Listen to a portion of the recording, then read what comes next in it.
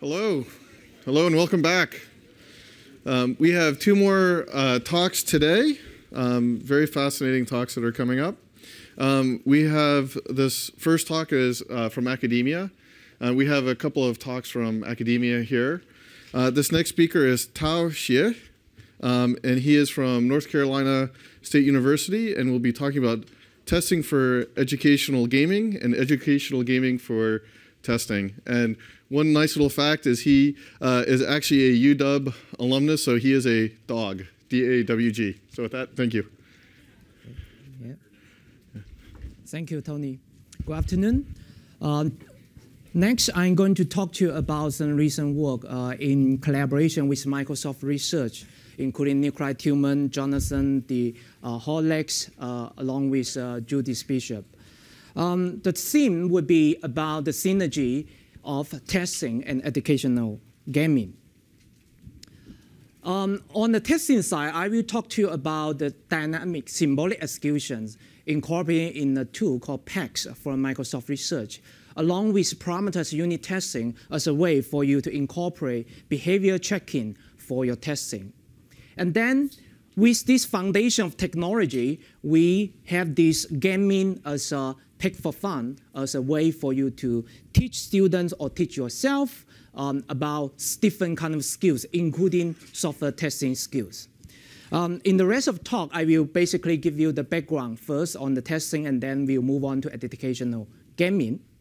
Particularly, I will give the background, and then I will give you a little bit brief introduction of writing code in the browser, in your like a favorite browser of your choice. And then I will talk about the gaming type coding tools in the Pick for Fun website, and further discuss how we could leverage such gaming type in educational setting, including teaching and learning, and then conclude the talk.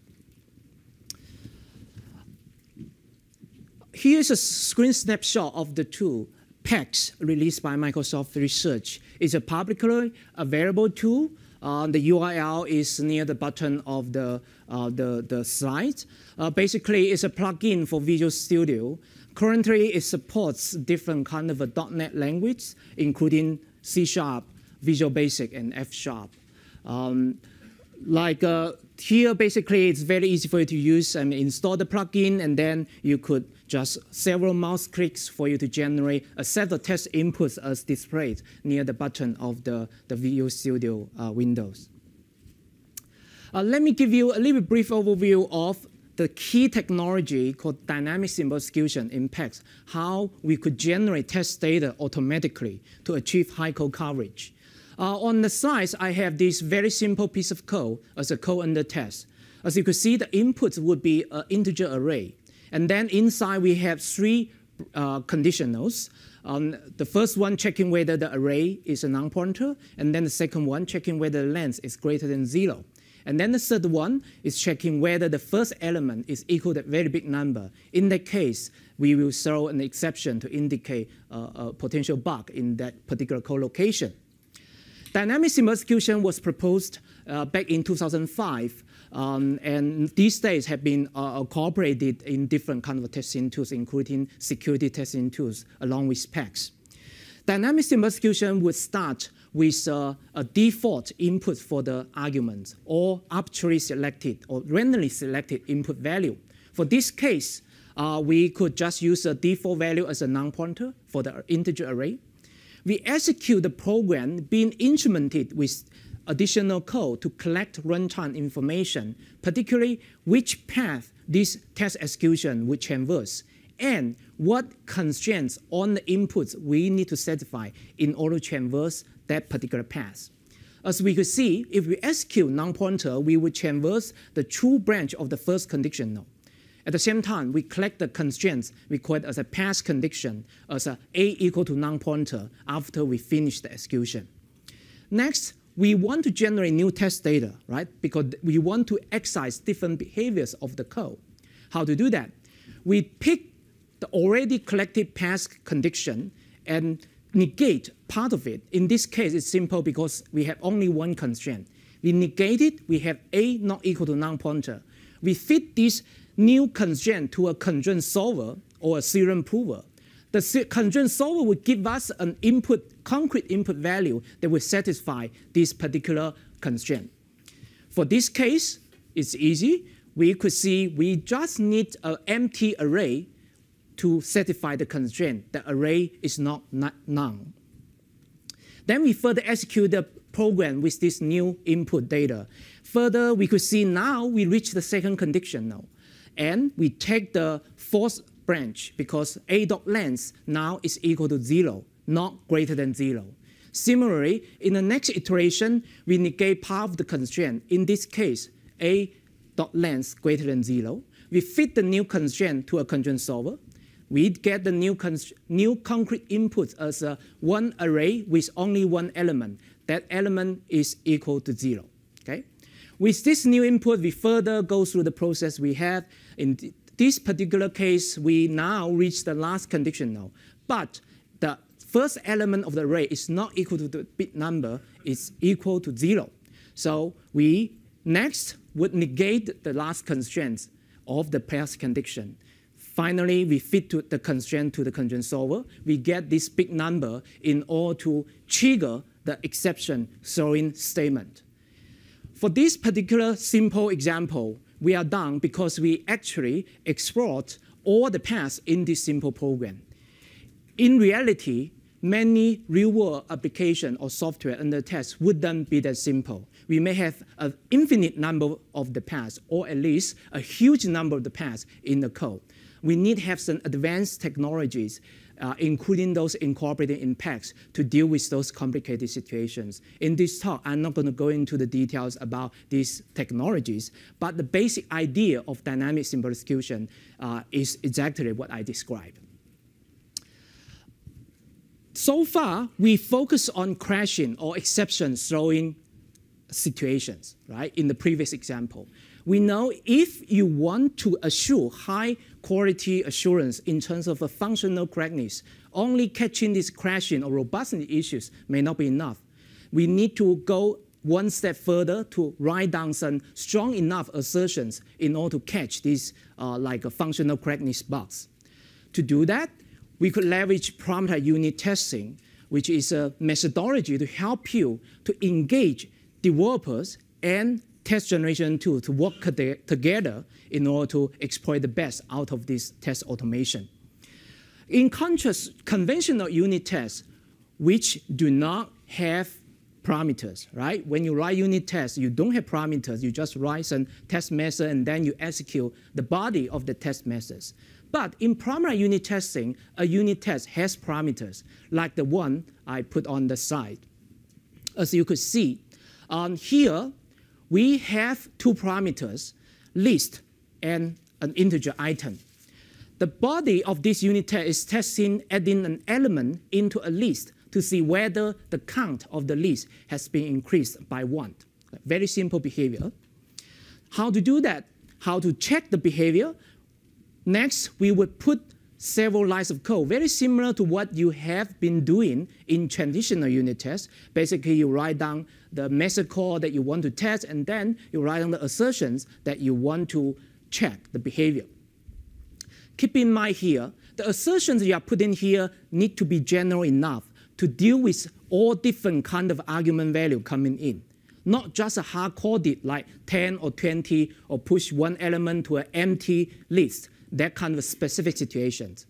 To allow you to write these kind of like general properties as assertions, we have some specific kind of construct called assumptions, which may not exist in conventional unit tests. Basically, you could constrain, in this case, list not equal to non-pointer. Otherwise, as you could see, we would throw exceptions in the body of the unit test. As you could see, for this kind of like a primary unit test, we basically separate two constraints, two concerns more precisely. First, we want developers to write down what you really want to check, the behavior checking as the sequence of the method calls along with the assertions. Then we allow test generation tools like PACS to generate high quality test data to excise different portions of the code, if possible, violating the assertions that you put down there. So it's a nice way of separating the concerns of these two parts, one being done by human, the other being done by test automation. Okay? Actually, primary unit testing or primary unit tests have been supported by quite different testing frameworks, like including different kind of .NET testing frameworks along with JUnit 4 or beyond for the Java unit testing. The primary unit testing would be fully exploited in terms of the power in practice when you are using primary unit testing in combination with test generation tools like PEX. Okay? For the .NET programs, we have PEX, I mentioned that already. For the Java unit testing, we have some tools such as Agita 1 for allowing to use test generation for primary unit tests written by developers. So far, so good. Like today, we already listened to quite some talks engaging so many different kind of testing tools, including the one that I just described, PEX. But after the talks, or like in our typical scenario, when we get tutorials at industry context or academic settings, I mean, quite some audience may not have the exact tools installed on their laptop. After the talk, after tutorials, they may not actually spend the effort to install the tool and try out the tool. So that's an issue we have been observing. It's like without actually seeing how things are, what kind of benefit you would get, they may not bother to install different kind of tools in their environment. So that's an issue that we commonly observed in terms of tool adoption.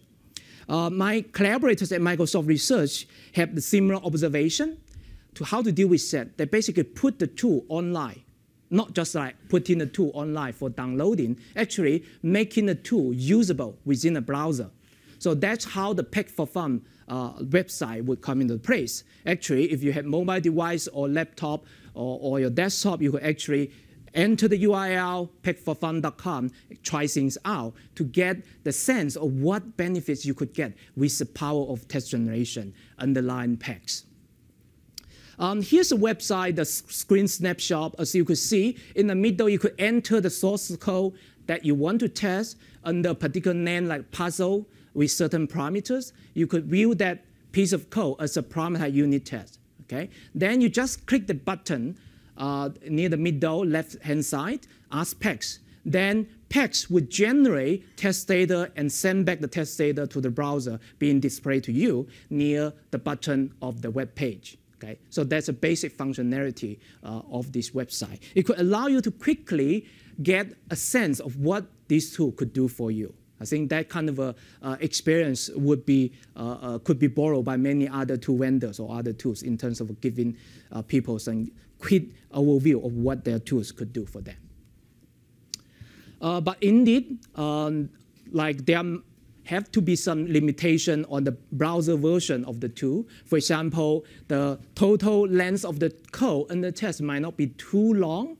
You only have one file being copy-pasted in that browser text box for the code and the test, single-threaded, no environment interaction, such as you cannot use file I/O, network communication, that kind of things in the code and the test. No non-deterministic behavior. You would try to avoid floating point computation, which cannot be handled well by existing conjoint solver. We also impose this 20 seconds exploration time for test generation when you click the button as PEX. But some of these issues are just specific to the browser version, not to the Visual Studio plugin version. In summary, so far I discussed the dynamic symbol execution, how it works, and how PEX could be used, and how PEX could be migrated to the browser version so that many people just open up their browser and then get a sense of what it could do for you. Okay. In order to make this browser version really usable, to have similar user experiences as they were doing within their typical IDE, for example, Visual Studio, my collaborators at Microsoft Research put a lot of efforts in creating these nice features such as auto code completion. When you just type in, for example, console.w, it would pump up some, suggestions for the methods that you want to put in, along with the description of these API methods. Very nice features, just like allow you to feel the similar experiences as in the normal, typical IDE. So basically, for this kind of a browser version of the tool, you could leverage the cloud to do the computation, do the test generation, and you use the browser as the front end for the user to enter the code that would like to test, and then also use the browser to display the test data being generated back to the users. So far, so good. We have PEX, and we have the dynamic signal execution incorporated in PEX. My collaborator at Microsoft Research put this PEX for Fun website so that you could play with it. But think about it. Unless you are really like a geek, otherwise you wouldn't come back to this website like, oh, every now and then you just type in some code and click the button, say, oh, how fun it is, right? You generate strong fault detection capability, like in terms of test data, and then you play it again and again. I think few people would do that, right?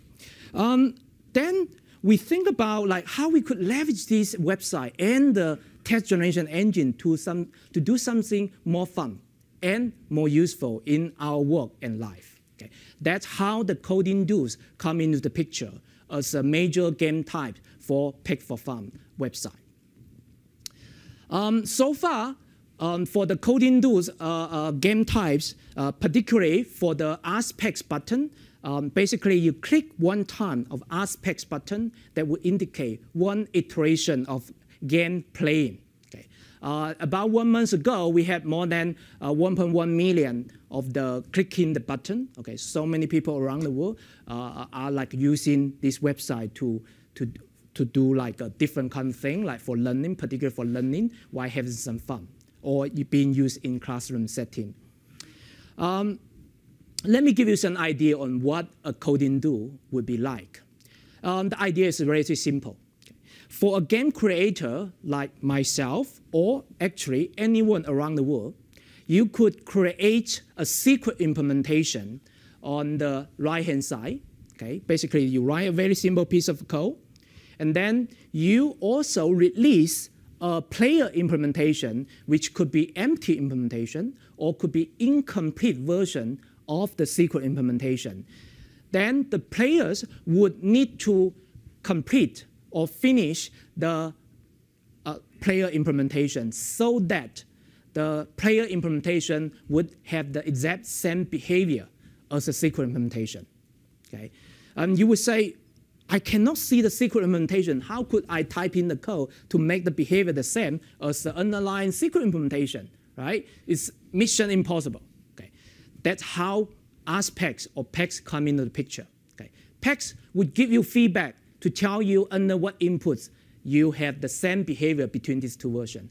Under what inputs you have different behaviors. Okay? In addition, PEX would be the judge to determine whether these two implementations have the same behavior or not.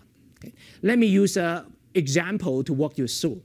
On the left-hand side, I already create like a secret implementation, very simple one, recursion function.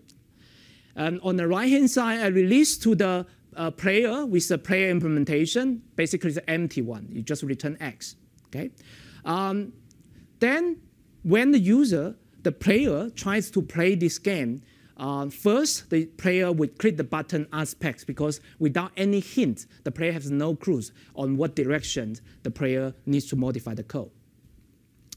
Then after the player clicks the button Ask PEX, behind the scene, we actually have this test driver being synthesized. It's more like a problem unit test, right?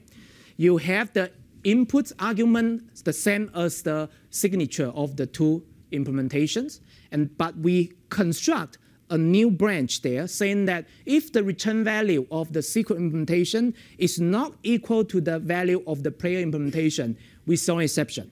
Okay. As you can see, dynamic signal execution would try to cover all feasible paths, of course, all feasible branches. And if possible, PEX or dynamic signal execution would fire test input to cover that branch. What does it mean? If you could cover that branch, it means that you have at least one test input to cause the behaviors of the two implementations to be different, okay? So that you have a failing test.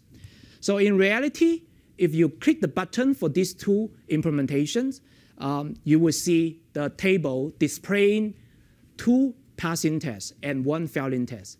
Basically, we are saying that if your argument value is 1, then return value is 1 for both implementations. 2, similar thing, return value will be 2 for both implementations. But if you have input value as 3, the second implementation will return 6 instead of 3, which would be returned by the player implementation. Okay? So as you could see, as a player, when you see this kind of a feedback, you try to modify, you try to do some generalization, abstraction, reflect on how would you modify the code implementation so that you could satisfy the constraint of the 3 test inputs. Basically, making the passing test still pass, but making the failing test also pass. Okay. We use this kind of a gaming with some middle school students. We see very interesting behavior there. They may just focus their energy on the failing test without thinking about making the first 2 passing tests also pass. Okay. More like overfitting the constraint solving in their mind.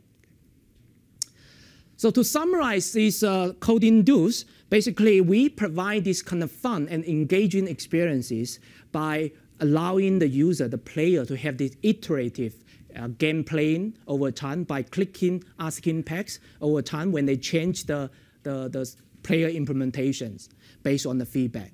The feedback is adapted and personalized. Like you play the same game, you may write down different player implementation, make different revision. Then the feedback you are getting would be different, because dynamic simple execution or PAX would leverage both the player implementation and the sequence implementation to generate specific tests to show the differences or the commonalities of the behavior. It's very difficult to do cheating. Okay, like you may say, oh, because earlier I mentioned that floating point computation would not be good for constraint solver. Let's just put a bunch of floating point computation there to full packs or full dynamic simple execution. That wouldn't work well. Okay, it's very difficult to defeat that. In theory, you could, but in practice, very difficult to cheat. We have very clear winning criterion. Basically, as long as packs cannot generate like failing tests, then you win the game. Okay. We had quite some users posting their feedback and their experiences online. I just list through some of the interesting ones. Like I used to love the first-person shooters, and the satisfaction of blowing away a whole team of newbies playing Rainbow Six. But this is far more fun. Okay, the user was referring to Pack for Fun, like playing Pack for Fun. The second one, apparently, as you could guess, the second one is a professional rather than a student. Like, I'm afraid I have to constrain myself to spend just an hour or so a day on this really exciting stuff, as I'm really stuck with work, okay? We don't want to impact your normal workload there, but on the side, it's good to have some kind of entertaining, while learning, yourself. The third one is talking about the learning and teaching aspect. It really got me excited. The part that got me most is about spreading interest in teaching computer science. I do think that it's really great for teaching and learning. Okay? We had many more different kind of very positive feedback from the users. Recently, 2 years ago, we had this coding do competition at our major software engineering conference, International Conference on Software Engineering 2011. We provided these 30 coding do's for the conference attendees, including students and researchers. As you could see, I zoom in there with one of the coding do is number 10. Basically, the green entries will indicate that user actually solved the coding do, win the coding do. For the red ones will indicate the user makes an attempt but fail. Okay. The number there indicated how many attempts the user made, basically how many times the user clicked that aspect before they actually finally got it for the green one, or the red one, in the end, they still couldn't win the game. Okay. it's very interesting to see for this particular coding tool, it's not that trivial. As you could see, we had one like a user solving again 4 times. That's very good, right? 4 times actually got it. But we could see we even had 147 times and finally got it, right? You could reflect that user is really patient, right? All determined. It's up to you to judge whether you want to hire this person to be your tester or not, right? So you could have different interpretations on that. But as later I will describe more, another very interesting for you to see is that as a teacher who would create this kind of a game for students to try, teacher could actually see every single step the user actually tried. For this particular case, we should actually go inside to see for that user with 147, what on earth did this user finally got it, right? Like, what's the turning point? Like, why do you need so many times? Or for the fourth one, like, what exactly the magic happened? Like 4 times you got it, right? It's very interesting to see the process besides just seeing the end result. So to summarize what we talk about coding tools, basically it's given a particular sequence implementation and an empty or incomplete player implementation, we ask users to try to improve the player implementation so that the behavior would match the sequence implementation one. The students need to infer the intended behavior of the sequence implementation that they couldn't see, and then they would iteratively trying to generalize that behavior to the code implementation that they are working on. We also have this kind of a social experience to make it more fun and engaging. We had this live feed being on the website. You could see like at this particular moment, who are solving what? Are they successful or are they failing, still try very hard? It would be fun to watch if you don't have much things, many useful tasks at hand, right? Especially when you create some coding tools, you just see, oh, who are solving my tools, right? That's kind of like an interesting live feeds there. We also have this rank list for different users. A user could gain some points by creating coding tools for other people to play. Also gain some points by solving successfully solving certain coding tools. Okay, we have this kind of a ranked list of people around the world. Being on this website. We have the leaderboard and along with other nice features for social experiences. We would like to take advantage of these platforms so that we could really gain much in terms of the teaching and learning, rather than just say, oh, we put it there so that anyone who would like to try it out, just try it out, right? To do that, basically, we provide different kind of features. For example, as a teacher, we could create a course by assembling different web pages, like the course page. We already have different materials on different topics, testing, along with different programming topics. Here is a screen snapshot there. Basically, for the teacher, this is like sample course. We could see that on the right-hand side, we have this kind of like a dashboard of showing the students' progress of solving some exercises in the form of coding tools. And in the real time, the teachers could look into like what kind of problem they are facing. Are they struggling on a particular thing? Or maybe the exercises are not that clear in terms of giving students some requirements.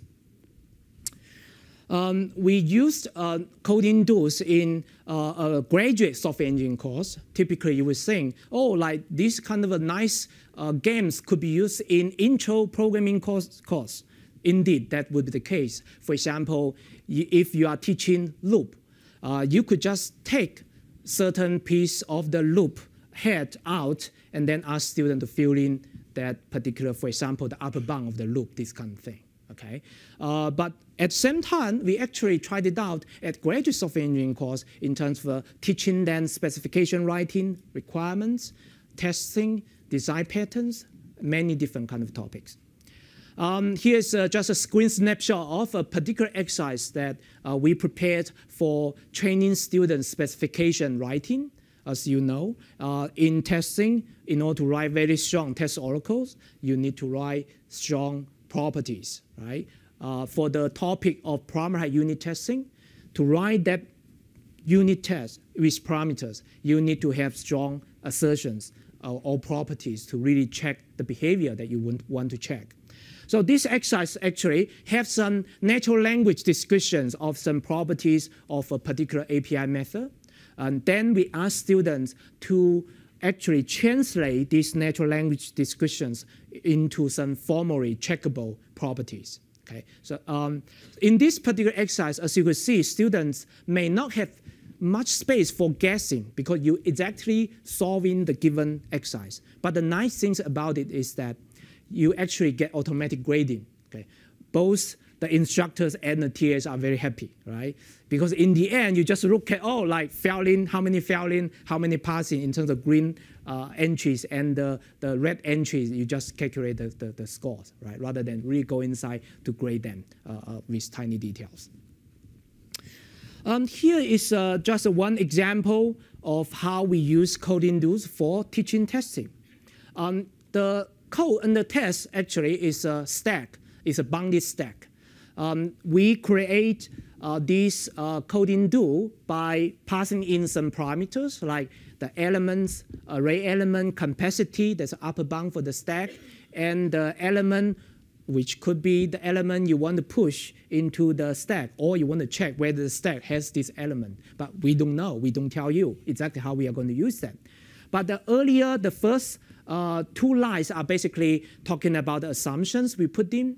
Okay? And then we have the next 4 lines describing the setup of that stack. Okay? Basically, we just put these array elements into the stack so that you could you could allow the test generation tool to generate particular state for you in this particular setting.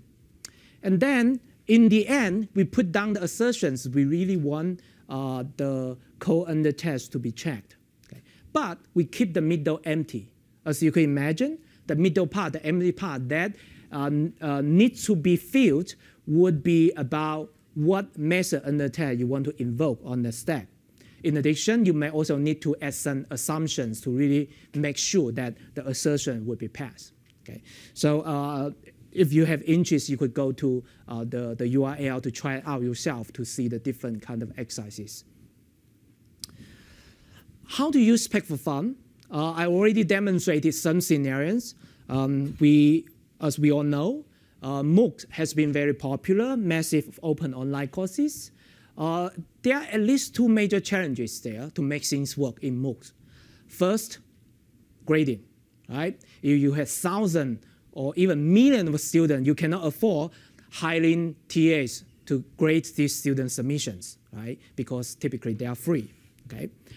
In terms of the course. Then here, if you use Spec for Fun, you could create exercises and get in this automatic grading for free as a nice feature on the side. Okay. But indeed, it's an open challenge in terms of like addressing cheating. Right? If like one student just copy paste another student's solution, they're working on the same tool. I mean, we really don't have certain control in terms of that. It's an open challenge for many different technologies.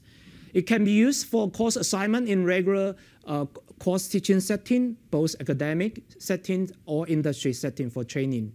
Okay? We have done that in terms of like the topics from intro to programming or software engineering, including testing topics.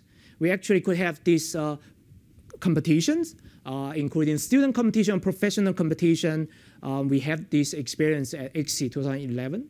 And finally, as I hinted on earlier, it would be very interesting for you to actually observe one particular player or user's problem-solving process, right? You, as a recruiter or a company's employees, you want to hire some potential employees. You want to see how they are doing, but basically you could create some well-designed coding tools for them to solve.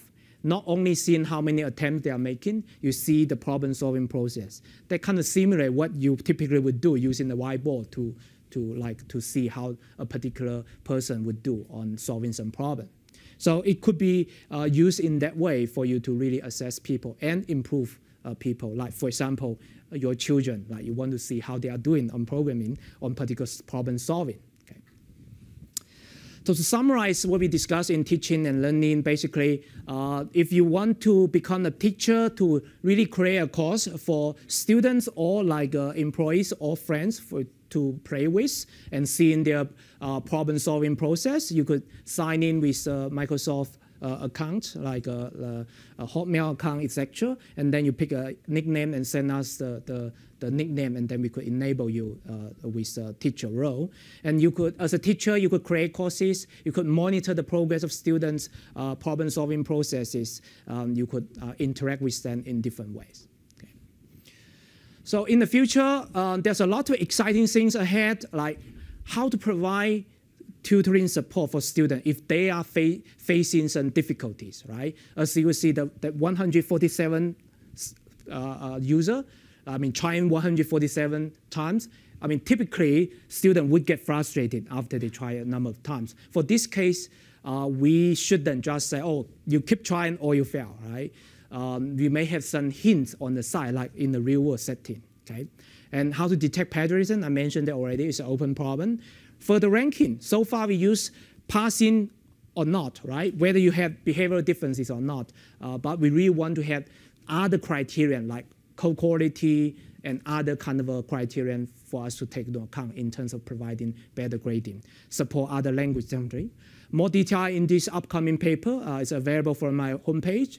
And in conclusion, I talk about two different kind of technologies, but they are correlated to each other, supporting each other, dynamic symbol execution along with PACS and primary unit testing, and PAC for Fun as an educational platform. To conclude that, my email address is there. We welcome collaborations on this exciting period. I would say in 40 or 50 years, you may retire, right?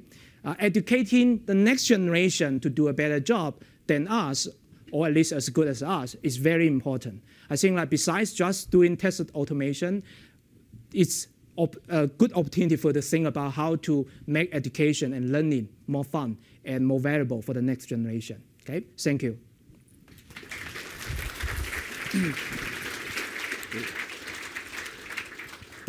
Great, thank you, Tao. Very fascinating. So I had forgotten earlier, I had a few things up here. So for some live questions, I was going to throw this out to a live question. We'll determine the best one here. So this is a little Android-y. So we have the Dory up. Let me go to the Dory, or the moderator here. It's not a door. So first question up says, how does a tool like PACS fit into the software lifecycle? Okay, so PACS could be used like the other test generation tools, like you finish your code implementation and then you apply PACS to generate test data to exercise different portion of the code. In addition, it actually could fit in TDD, test-driven development. But in this situation, you write primary unit tests first without actually having your code implementation. But in this setting, keep in mind, primary unit test plus PACS would be very powerful to force you to write quite a lot of functionality when you try to pass the test. It's debatable whether there's a good thing or a bad thing in terms of philosophy or TDD, right? But it could allow you to spend more time on writing the code implementation rather than with very minor increments of adding new features. Very interesting. There's one live question here, so we'll go ahead. Tell us who you are, where you're from, and then your question, please. I'm Jessica Nickel. I live in New York City, and I work at Target Spot. I was in education for 10 years before transitioning to QA testing, and I find this really exciting, and I'm just wondering if there are plans to develop a curriculum around this, so that way that teachers can be guided who may not be so technical, but who are interested in incorporating this into their classrooms. Yes. Yes, actually, there are quite some materials already on the website for you to customize to use in your setting, including like intro programming, along with primary unit testing. We are still putting quite substantial efforts in getting more materials to cover different topics and customize to different levels. Yeah, and we also welcome collaboration in terms of this particular aspect, like developing more course materials so that more people could benefit from this course. Yeah. Great question, by the way. That was a good question in the first one up, so I'll set that there for you. Okay, I think we have one more live question, so please go ahead, who you are, where you're from, and your question, please. Hi, my name is Mark, University of Malta. So I can see how symbolic execution is really good for generating a bunch of test cases which maximize your coverage. How does PEX handle the Oracle side of things? So once you've generated a test, how can you be sure that the system is behaving properly for that particular test? Right. So that would fit in what I described as a primary unit test. Of course, you could just apply PEX like any other test generation tool. You don't write anything. You just rely on crashing or not, or throwing uncalled exception or not. That's already there, right? If you want to have higher confidence in terms of behavior that you are checking, you write this kind of a primary unit test with strong enough assertions so that it's not hard-coded for some constants input value, but more general, okay? So you would get the benefit by additionally doing primary unit testing. Thank you. Thanks for the question. So up here on the moderator, it says, PEX only identifies unit testing parameters, right? It will not handle functional or integration testing. Okay. So basically, as you could see, PEX basically with the nicely specified interface, that's the test data the PEX would generate test. You could encode your integration test or functional test inside this primary unit test. But the next question is that could it scale well? That's another question we need to see like what kind of code you are dealing with, whether the code you are testing would have dependency with the environment, maybe you need to do environment isolation, etc., like do mocking, this kind of thing. So you may have to do a lot of these additional techniques typically you would do in your traditional unit testing. Yes. Very interesting. And we have time for one more question. So is this a live question? We'll take it, please. Hi, I'm Daniel Wagnerhall. I'm a Googler. The parameterized testing assumptions and assertions reminded me quite a bit of code contracts, but also felt kind of like the opposite. Like rather than specifying within your code parameters, you're writing the test, which is meant to be kind of auto-verified. I was wondering if you could kind of contrast those approaches a bit. Okay, very good question. So in code contract, like pre-post condition or design by contract, you write the pre-post condition in the production code, okay? So typically, people would write mostly preconditions, and very few people would write post condition. Why? Because it's very difficult to write post condition because it's very complicated to capture the behavior of that particular piece of code. If you write primary unit test, yeah, you also have assumption assertion. Notice here, the assertion there would be specific to the scenario that you constrain with the method sequences in the middle and assumptions that you put in, okay? So that you have a much easier time for you to specify the behavior. But indeed, code contract would have more applicable scope or testing different situations as long as you execute the piece of code. Primary unit test would be just applicable on the scenario that you specified there with whatever test data coming in. So I think that's a trade-off that we are making. The design by contract have been going on for quite a while, but we haven't seen enough practitioners take up in substantially. Hopefully, primary unit tests would allow people to actually get some benefits of these formal methods, but at the same time, they are still following their traditional practice of doing unit testing, writing unit tests. Okay. Great. Thank you. Great. Thank you, Tao. Great. Thank you. Right. Thank you.